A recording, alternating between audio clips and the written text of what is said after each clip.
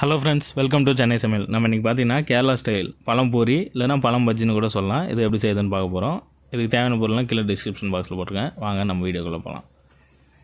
சுவையான மற்றும் ட்ரெடிஷ்னலான டிஷ்ஷுகளை பார்க்கணுன்னா நீங்கள் வந்து சென்னை சமையல் யூடியூப் சேனலை மறக்காமல் சப்ஸ்கிரைப் பண்ணுங்கள். கூட வந்து பெல் ஐக்கானை ப்ரெஸ் பண்ணுங்கள். உடனே அப்டேட்டுகளை தெரிஞ்சுக்கோங்க. வாங்க வீடியோக்குள்ளே போகலாம்.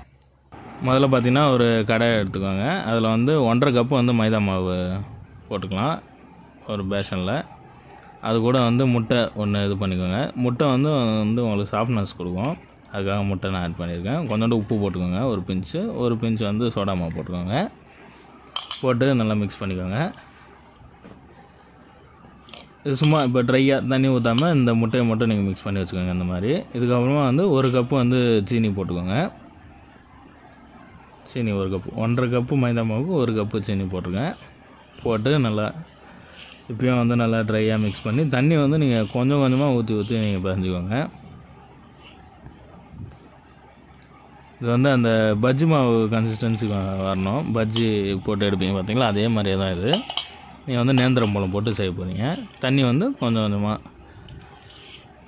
ஊற்றி போட்டு கையிலே பஞ்சுக்கோங்க. கரண்டியில் பஞ்சால் கட்டி கட்டியாக வரும். நல்லா நைஸ் கன்சிஸ்டன்சிக்கு வந்து நல்லா பிசைஞ்சுக்கோங்க. நீங்கள் இது பார்த்தாலே உங்களுக்கு தெரியுது பாருங்கள். இந்த மாதிரி பிசைஞ்சுக்கோங்க.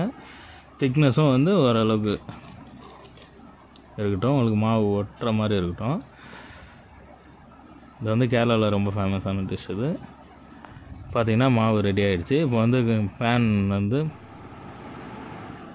காய வச்சுருங்க. இப்போ வந்து நேந்திர பழம் ரொம்ப பழமாகவும் இருக்கும்னா காயாகவும் இருக்கும்னா ஒரு மீடியமாக ஒரு பழத்தை எடுத்துகிட்டு அந்த ஹெட் அண்டு டெயில் சும்மா அந்த முனையை மட்டும் கட் பண்ணிவிட்டு நீங்கள் வந்து சின்னதாக ரவுண்டாக நீங்கள் கட் பண்ணி வச்சுக்கோங்க. இதை வந்து நீங்கள் ரவுண்டாகவும் கட் பண்ணலாம், நீட்டாகவும் பண்ணலாம். உங்களுக்கு எப்படி வசதியாக இருக்கும். பஜ்ஜி இது பண்ணோம் பார்த்தீங்களா, பஜ்ஜி மாதிரி ஸ்லைஸ் போடாதீங்க, கொஞ்சம் திக்காகவே இருக்கட்டும். இந்த மாதிரி ரவுண்டாக கட் பண்ணி வச்சிங்கன்னா உங்களுக்கு ஈஸியாக இருக்கும், சாப்பிட்றதுக்கும் நல்லாயிருக்கும். இதை வந்து மாவு கூட நம்ம மாவு பேஞ்சு வச்சுருக்கோம் பார்த்தீங்களா, அந்த மாவை கூட இது பண்ணிட்டு பேன் காயுது பாருங்கள், அதில் போட்டுக்கோங்க. ஸ்பூனில் எடுத்து போட்டுட்டு நீங்கள் ஒரு ட்ராப் கொஞ்சம் அந்த மாவை வந்து அது மேலே கோட்டிங் மாதிரி ஊற்றி விடுங்க. அப்போ தான் வந்து உங்களுக்கு ஈவனாக நல்லாயிருக்கும். நீங்கள் அப்படியே போட்டுட்டு விட்டுறாதீங்க. போட்டுட்டு அது மேலே கொஞ்சம் மாவு நீங்கள் இது பண்ணுங்கள். இது கூட வேறு எதுவுமே தேவையில்லை. கொஞ்சம் கொஞ்சமாக போட்டு இது பண்ணுங்க. நிறையா போட்டிங்கன்னா இது ஒட்டும், உங்களுக்கு மேனேஜ் பண்ணுறதும் கஷ்டமாக இருக்கும். கொஞ்சம் கொஞ்சமாக போட்டு எடுத்துக்கோங்க. இதோட சின்ன ஆயில் பேன் கூட நீங்கள் வச்சுக்கலாம். போட்டுட்டு திருப்பி விடுங்க.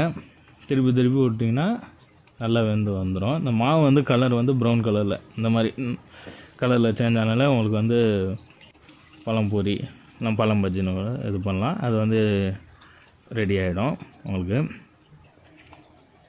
இதை வந்து இப்போ வேறு பாத்திரத்தில் எடுத்து போட்டுருங்க. எடுத்து போட்டு ஆயிலெலாம் வந்து நல்லா ட்ரைன் ஆகட்டும். கொஞ்சம் பொறுமையாக எடுங்க. சின்னதாக இருக்கிறதுனால உங்களுக்கு கரண்டியில் எடுக்கிறதுக்கு கொஞ்சம் கஷ்டமாக இருக்கும். எல்லாத்தையும் எடுத்து வேறு பேனில் மாற்றி வச்சுங்க.